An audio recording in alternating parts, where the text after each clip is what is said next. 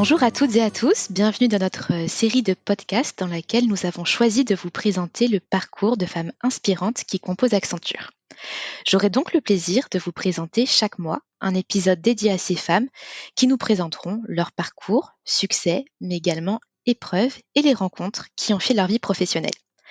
Pour ce premier épisode, et qui plus est à l'occasion de la Journée internationale des droits de la femme, j'ai la joie de pouvoir interroger Stéphanie Gendard, Managing Director d'Accenture Technologies et sponsor Inclusion et Diversité.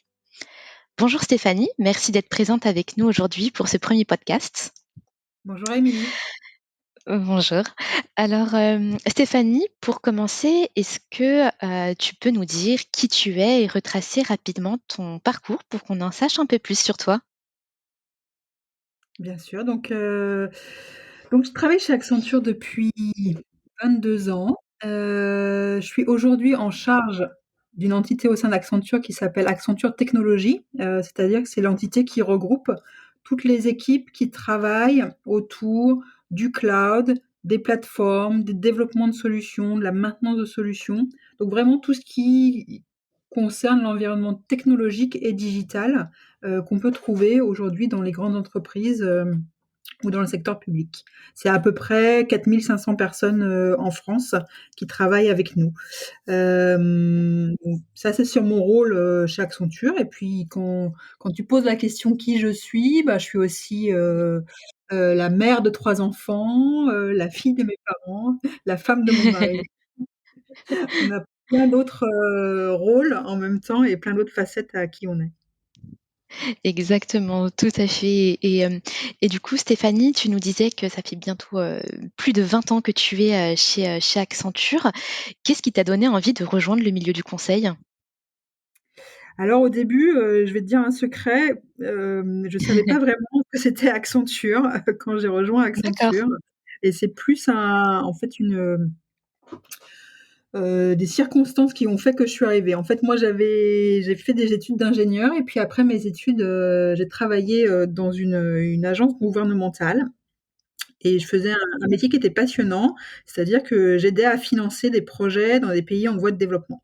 Donc ça, je trouvais que c'était super et j'adorais la cause et de pourquoi on le faisait, et le contenu. Mais par contre, au quotidien, je trouvais que les choses avançaient lentement et pas très vite. Et puis, Accenture, à ce moment-là, recrutait beaucoup et donc il y a les anciens de mon école qui m'ont appelée et en fait, j'ai passé d'un entretien et ce qui m'a plu, c'était les personnes que j'ai rencontrées, leur dynamisme, ce qu'ils m'ont raconté sur les projets qu'ils faisaient, leur façon d'utiliser, les nouvelles technologies, de travailler sur des problématiques qui étaient très, très variées, dans des secteurs, très variés et ça m'a attirée la vitesse, de réaction et puis ce côté, personnes avec lesquelles travailler.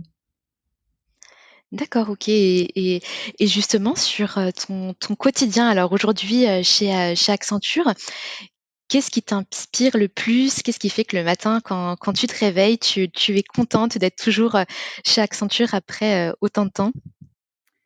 Bah, ce qui me fait, me lever le matin, c'est les gens avec qui je travaille et la perspective de passer, une bonne journée en ayant des échanges qui soient enrichissants et stimulants intellectuellement. Ça, c'est une des choses qui est importante pour moi, c'est je déteste m'ennuyer, et donc j'ai besoin que les choses aillent vite et j'ai besoin de faire des choses nouvelles, et donc ça, c'est ce que je trouve chez Accenture, parce qu'on évolue dans un environnement qui est à la pointe, qui bouge rapidement, dans lequel, on voit changer le monde et on y contribue. Donc ça il y a un challenge intellectuel, qui me plaît et puis on travaille avec des gens qui sont très stimulants, à la fois chez Accenture, puis aussi chez nos clients. Donc moi, ce que j'adore, Bien sûr. c'est travailler avec, nos équipes, travailler avec les clients, et puis mettre en commun toutes ces énergies, pour faire aboutir des projets. Alors, Stéphanie, tu es Managing Director, mais également sponsor inclusion et diversité. Est-ce que tu peux nous en dire un peu plus également sur ce rôle? Chez Accenture, on a une conviction qui est que le plus diverses nos équipes sont, le plus créatives elles sont, le plus performantes elles sont. Et je partage le fait que, on voit que quand on n'a pas une seule façon de regarder un problème, quand on a des expériences variées, des vécus variés, et ben, on est plus fort. On voit mieux les risques, on les voit différemment, sous différents aspects, et puis on imagine des solutions plus différentes et plus complètes. Et donc c'est ce qu'on essaye de faire dans nos équipes en s'efforçant d'avoir une diversité, bah, tout d'abord de genre, hein, qu'on soit représentatif de la société dans laquelle on vit, c'est-à-dire avec 50 d'hommes, 50 de femmes, mais Mmh. aussi une diversité d'âge, une diversité de culture, d'études, et donc ouais, d'essayer vraiment de représenter au sein de nos équipes bah, la diversité des sociétés dans lesquelles on vit, et de faire en sorte, et ça c'est aussi très important, que tout le monde puisse se sentir soi-même. Et là, je pense notamment Mmh. euh, au sujet de l'orientation sexuelle, et Sexuel. pour que, Mmh. bah, quelle que soit son orientation sexuelle, on puisse se sentir suffisamment en confiance dans son environnement de travail pour pouvoir parler de soi ou de sa vie, ou de ne pas en parler si on préfère ne pas en parler. Bien sûr, et justement, est-ce que tu as un exemple d'action, concret, ou est-ce que tu as peut-être même, une idée de quelque chose que toi tu vis à titre personnel sur ce sujet-là?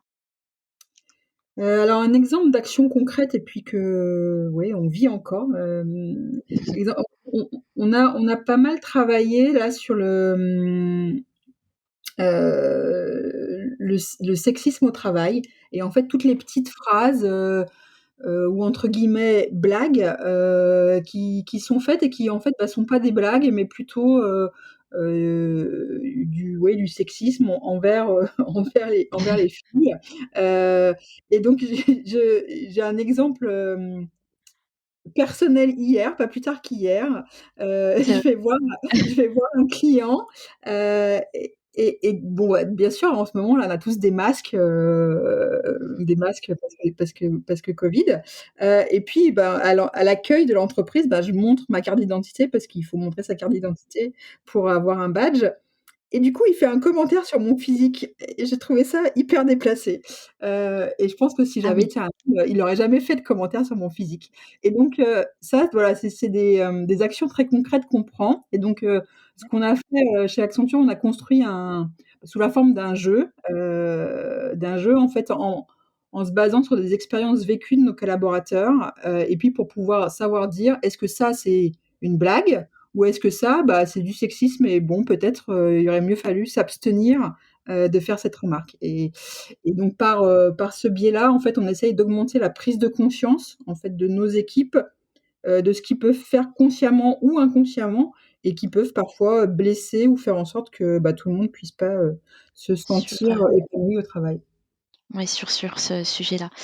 Entendu, et tout à l'heure, Stéphanie, tu nous disais que tu es, maman, et on se demandait si tu arrivais, toi, à concilier, ta vie, pro et perso? Bah, est-ce que j'y arrive? Mmh. J'espère.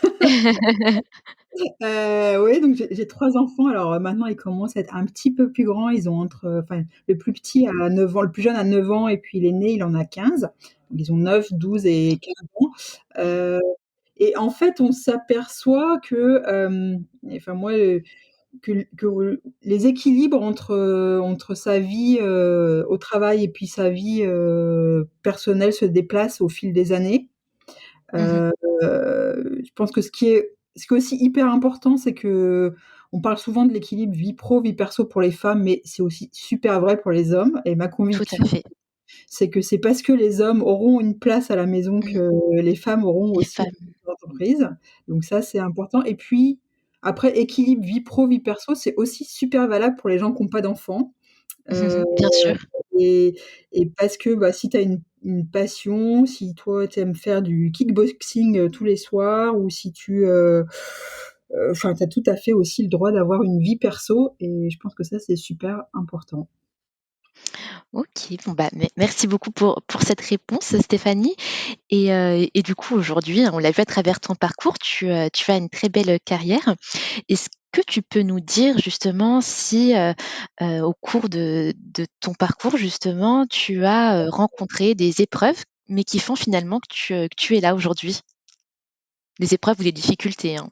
Alors je trouve il y a aucun parcours qui est complètement linéaire et cette semaine là, j'animais une formation, pour, des femmes senior managers, c'est Accenture, et justement un des thèmes de la formation, c'était d'expliquer que les carrières étaient pas linéaires et qu'on avait tous et toutes des carrières différentes et que, bah, i une des clés, c'était la capacité à rebondir, à saisir les opportunités et moi, j'ai un exemple là qui m'avait pas mal marquée, c'était, une de mes missions qui était une des premières missions très importantes que je menais, j'étais, la chef de projet et et c'était un projet, donc c'est la première fois que j'étais chef de projet, c'était sur un super client, un projet très intéressant, exactement ce que je savais faire, donc c'était le projet rêvé, avec l'équipe rêvée, le client rêvé et puis en fait, pas de chance, au bout d'un mois, 1 mois après avoir lancé ce projet-là, le PDG du client a changé. Et parce que bon voilà et le nouveau D'accord. PDG qui est arrivé, bah, il a décidé de mettre un peu en pause tous les projets stratégiques, le temps de se faire son idée et ce qui était tout à fait logique. Mais du coup, ça veut dire que le projet dont moi je m'occupais, bah, du jour au lendemain, il s'est arrêté. Et là, ben, c'est un peu un choc parce que tu t'es imaginé, les 6 prochains mois de ta vie, tu t'es fait un film et puis, bah, du jour au lendemain, tout ton film, il tombe. Heu et là, je pense qu'il faut savoir, être à l'écoute, des opportunités qui se présentent et puis, bah, finalement, après que ce projet se soit arrêté, j'en ai démarré un autre qui finalement était encore plus intéressant, chez un client encore plus sympa, et qui m'a permis après de grandir et de développer ma carrière. Donc je dirais que c'était Un un bien. écueil, voilà, pour un bien après et je pense que ce qui est important, bah, c'est ouais, de rester ouvert, de dire ce qu'on a envie de faire aussi pour que comme ça les gens pensent à vous, et de construire sa carrière comme ça. Il y a rien qui est tout tracé, mais les choses arrivent. Entendu. Bah, merci beaucoup pour ce bel, exemple plein d'optimisme et pour terminer, Stéphanie, est-ce que tu aurais, 1 ou 2 conseils à donner à des personnes qui seraient intéressées par nos métiers? Alors moi, le conseil que je pourrais leur donner, c'est d'essayer de se renseigner en parlant, à des gens qui travaillent dans le conseil, qui travaillent chez Accenture. Donc des anciens de leur école, des